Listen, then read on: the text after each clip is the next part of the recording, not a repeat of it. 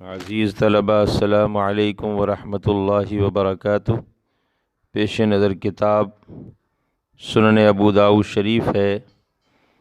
درس آج کا ملاحظہ فرمائیں۔ بسم اللہ الرحمن الرحیم۔ باب الاستبراء من البول، پیشاب کے چھینٹوں سے بچنے کا بیان۔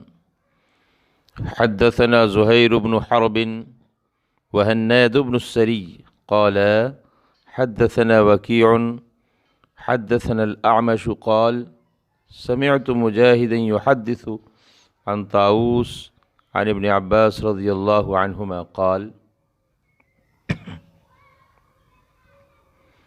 مر رسول اللہ صلی اللہ علیہ وسلم على قبرين فقال إنهما يعذبان وما يعذبان في كبير، أما هذا فكان لا يستنزه من البول، وأما هذا فكان يمشي بالنميمة، ثم دعا بعسيب رطب فشقه باثنين، ثم غرس على هذا واحدا وعلى هذا واحدا، وقال لعله يخفف عنهما ما لم ييبسا۔ قال هناد یستتر مکان یستنزہ۔ ترجمہ۔ طاووس کہتے ہیں کہ حضرت ابن عباس رضی اللہ عنہما نے فرمایا کہ سید عالم صلی اللہ علیہ وسلم دو قبروں کے پاس سے گزرے تو فرمایا ان دونوں کو عذاب دیا جا رہا ہے، انہیں کسی بڑے گناہ کے باعث عذاب نہیں دیا جا رہا، بلکہ ان میں سے ایک پیشاب کے چھینٹوں سے نہیں بچتا تھا اور دوسرا چغلی کیا کرتا تھا۔ اللہ اکبر۔ پھر آپ صلی اللہ علیہ وسلم نے کھجور کی ایک ترشاخ منگوائی اور اس کے دو حصے کیے، ایک حصے کو ایک قبر پر دوسرے کو دوسری قبر پر نصب کروا دیا۔ فرمایا جب تک یہ شاخیں تر رہیں گی شاید ان دونوں کے عذاب میں کمی ہوتی رہے۔ حناد کہتے ہیں مذکورہ حدیث میں یستنزہو کی بجائے یستترو ہے۔ حدثنا عثمان بن ابی شیبہ حدثنا جریر عن منصور عن مجاہد عن ابن عباس عن النبی صلی اللہ علیہ وسلم بمعنى قال كان لا يستتر من بوله وقال ابو معاویہ یستنزہ۔ حضرت ابن عباس رضی اللہ عنہما نے اسی کے ہم معنی روایت بیان کی ہے کہ سید عالم صلی اللہ علیہ وسلم نے فرمایا اپنے پیشاب سے نہ بچتا تھا، اور ابو معاویہ کہتے ہیں کہ اپنے پیشاب سے بچتا نہ تھا۔ حدثنا مسدد حدثنا عبد الواحد بن زیاد حدثنا الأعمش عن زید بن وهب عن عبد الرحمن بن حسن قال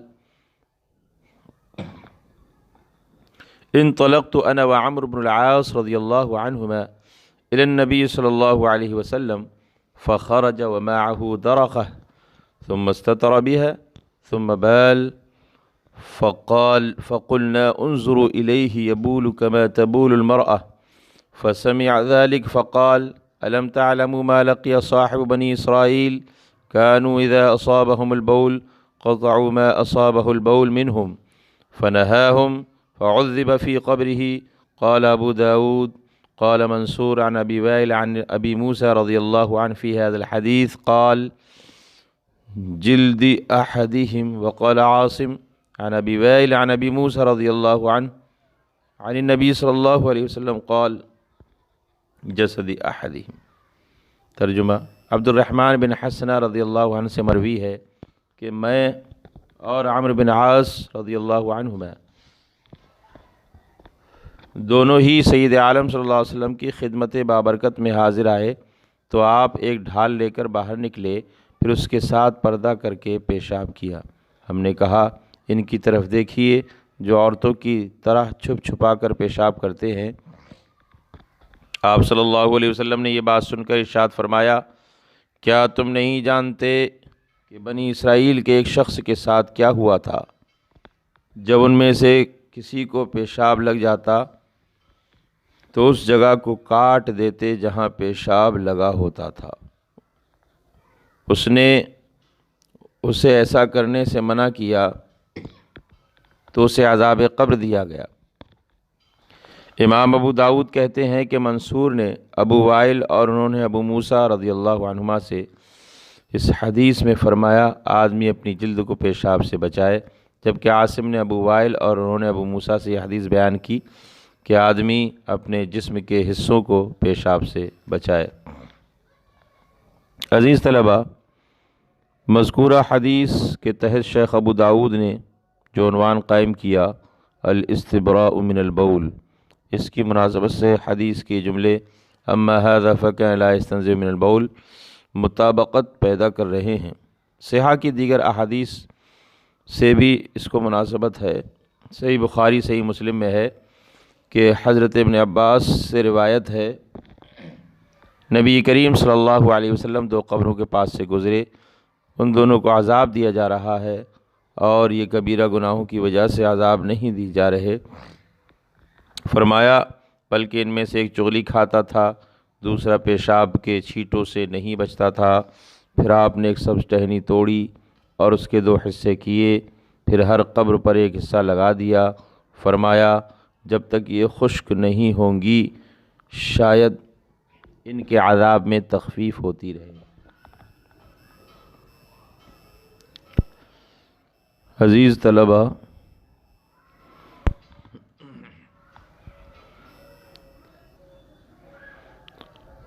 مذکورہ بالا احادیث جو آپ نے سماعت کی،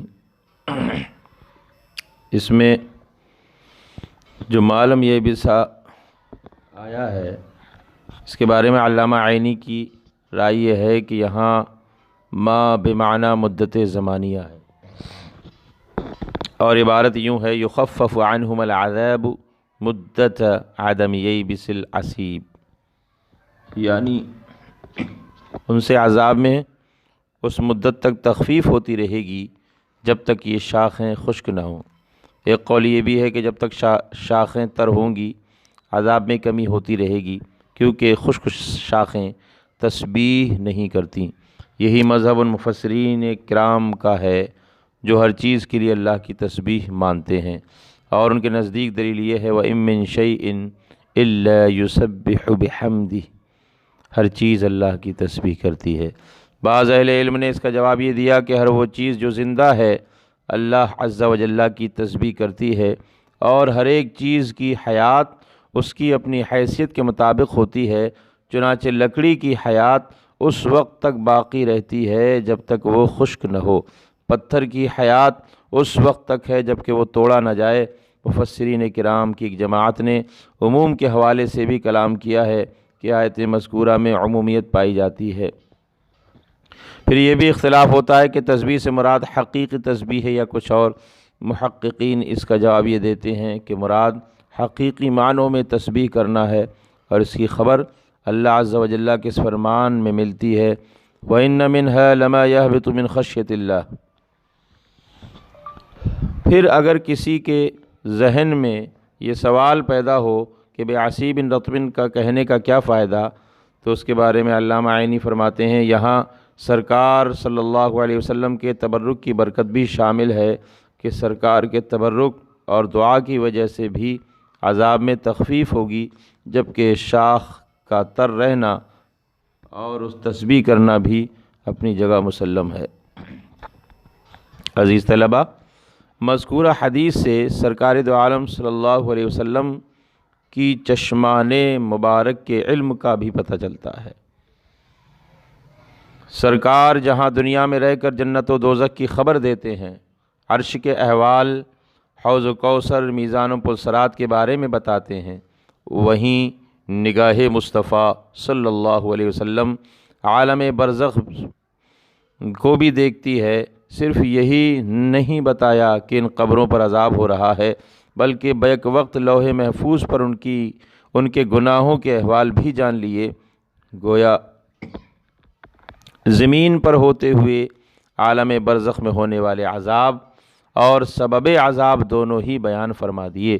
اسی لیے امام عشق و محبت، حامی قرآن و سنت، قاطع کفر و ضلالت، مجدد دین و ملت سیدنا سرکار اعلیٰ حضرت فرماتے ہیں یا رسول اللہ، سر عرش پر ہے تیری گزر، دل فرش پر ہے تیری نظر، ملکوت و ملک میں کوئی شے نہیں وہ جو تجھ پہ آیا نہیں۔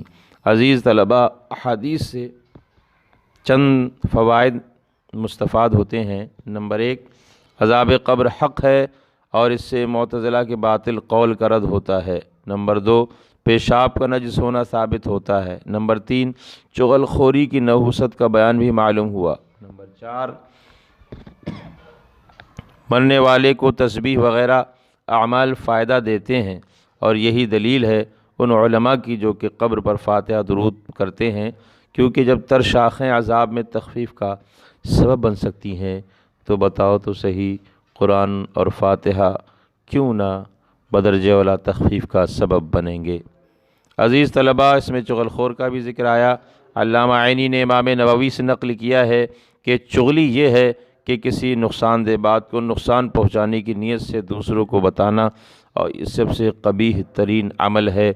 عزیز طلباء، چغل خور کے تعلق سے آپ نے سنا بھی ہوگا، اس کی برائی قرآن پاک میں بھی آئی اور احادیث میں بھی، اس لیے ہمیں چغل خوری سے اور چغل خوروں سے بچنا چاہیے۔ اللہ پاک ہم سب کو علم و عمل کی توفیق سے نوازے، آمین بجاہ النبی الکریم۔